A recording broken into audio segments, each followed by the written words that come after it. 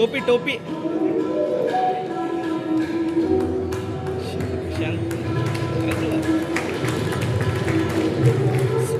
Sir ಹಿಡಿಲಿ ಬಿಡ್ರಿ ನೀವು ಬಿಡ್ರಿ ಸರ್ ಸ್ವಲ್ಪ ಕೆಳಗೆ ಗೋತಂಬಲ್ಲಿ ಸರ್ ಸ್ವಲ್ಪ ಒಳಗೆ ಬರ್ರಿ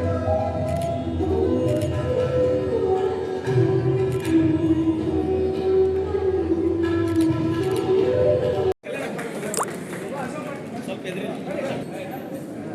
ಹಾಂ ನೋಡ್ರಿ ಒಳಗೆ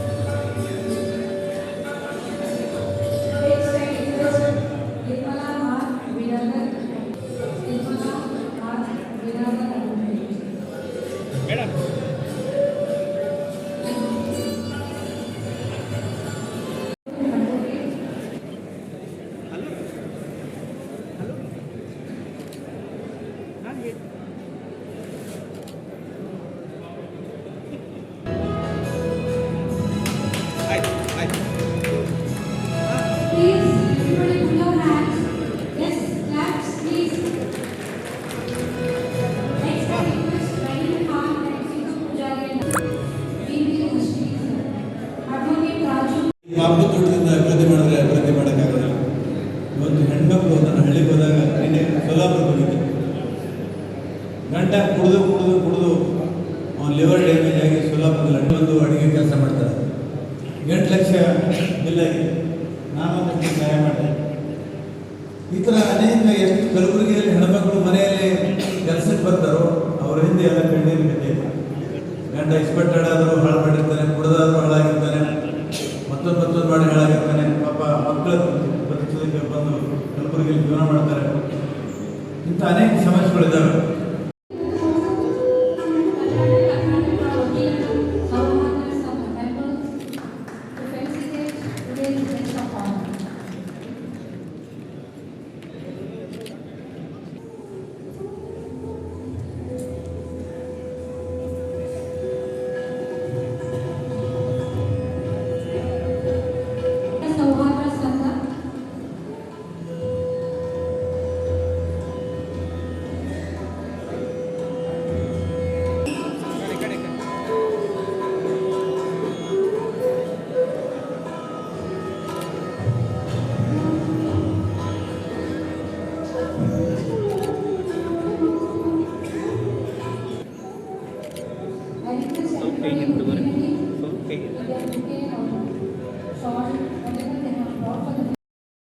ಒಬ್ಬ ಸಕ್ರಿಯ ಸದಸ್ಯ ಮತ್ತು ಆಜೀವ ಸದಸ್ಯ.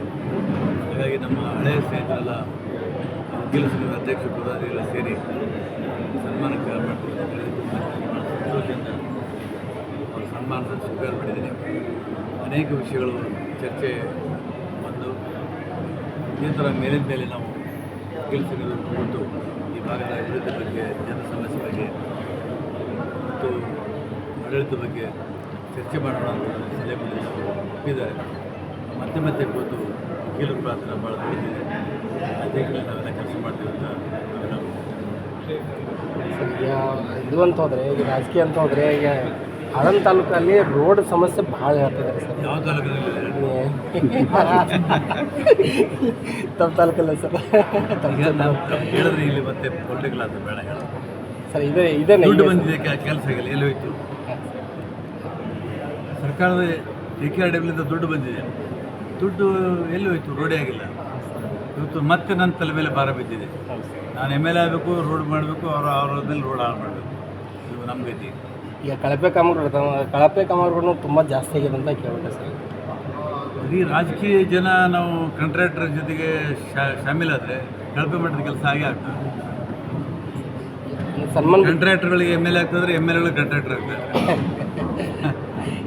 ಸನ್ಮಾನ್ ಬಗ್ಗೆ ತಮಗೆ ಮಾಡಿದ್ರೆ ಸನ್ಮಾನ್ಯ BR ಪಾಟೀಲ್ ಅವರು ನಮ್ಮ ಗುಲ್ಬರ್ಗ ವಕೀಲರ ಸಂಘದ ಅಜೀವ ಸದಸ್ಯರು ಮತ್ತು ಅವರು ಇಲ್ಲಿ ನಮ್ಮ ಜಿಲ್ಲೆಯಲ್ಲಿ ಗುಲ್ಬರ್ಗ ಕೋರ್ಟಿನಲ್ಲಿ ವಕೀಲ ವೃತ್ತಿಯನ್ನು ಆರಂಭಿಸಿ ವಕೀಲ ವೃತ್ತಿಯ ಮೂಲಕವೇ ಅವರು ರಾಜಕೀಯ ಪ್ರವೇಶಿಸಿದ್ದಾರೆ. ಹೀಗಾಗಿ ರಾಜಕೀಯದಲ್ಲಿ ಅವರು ವಿವಿಧ ಹುದ್ದೆಗಳನ್ನು ಅಲಂಕರಿಸಿದ್ದಾರೆ. ಅದಕ್ಕಾಗಿ ಈಗ presently adviser to chief minister of government of Karnataka ಆಗಿದ್ದಾರೆ. ಇಷ್ಟೆಲ್ಲ ನಾವು ಯಾಕೆ ಸನ್ಮಾನ ಮಾಡಿದ್ದೇವೆ ಅಂದರೆ ನಮ್ಮ ವಕೀಲರು ಏನು ಬೇಕಾದರೂ ಸಾಧಿಸಬಹುದು.